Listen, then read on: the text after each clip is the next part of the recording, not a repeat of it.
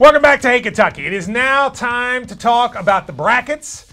Yes, it is that time of year. Bracketology for ESPN is out, Perrin, and it has Kentucky as a 2 seed. So I thought we'll do this occasionally, sort of look at the tournament if it started today, where Kentucky is placed and how do we think they'd do. So let's start. They have them in the East region where the games would be in Washington, D.C., and it has Kentucky in a bracket where they would play in Jacksonville against Bucknell and then taking the winner of NC State, Ohio State. First of all, I hate playing in Jacksonville because I think Jacksonville's a boring city.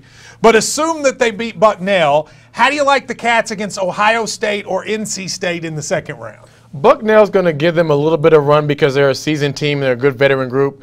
I just think they should beat. The only people I see in their way is NC State. NC State's a tough team. Kevin Keats has them ready.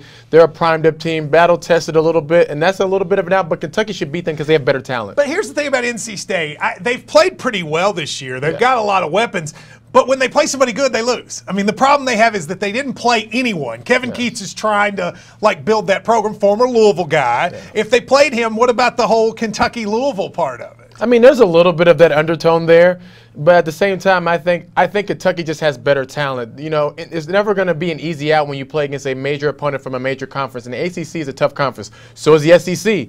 But when you look at what they're trying to do right now, I think Kentucky really just has better talent. Ashton Higgins is playing out of his mind right now. I will say NC State's got the little kid from the mountains, Braxton Beverly. I love watching that kid. He shoots from deep. He's got tattoos like he's from the he's a mountain kid. A lot of Kentucky fans would hope they lose, but that he plays well. Now in the next round, you see some familiar faces, including Texas Tech, Wisconsin, and a Seton Hall team that beat Kentucky earlier this year. Let's start with Seton Hall. If Kentucky played Seton Hall today on a neutral court in Washington, D.C., would the Cats win? I'm going to say yes, and the reason why is it's hard to beat somebody twice.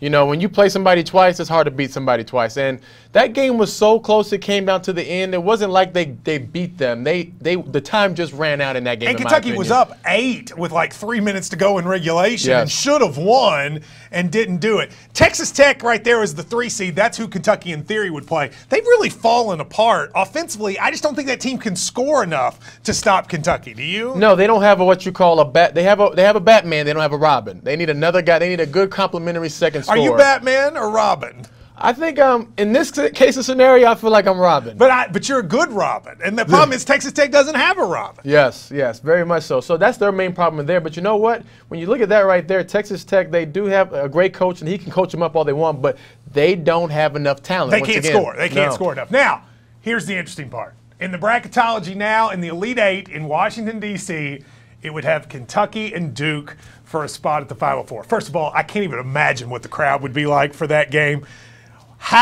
We all know what happened earlier in the year, but how would Kentucky do against Duke, Perrin, today? I think they'll be totally different because, you know, your first game of the season, you're fresh out of high school. You got a guy in Ashton Higgins who's supposed to be a high school senior playing in this game, Quade Green, all these guys.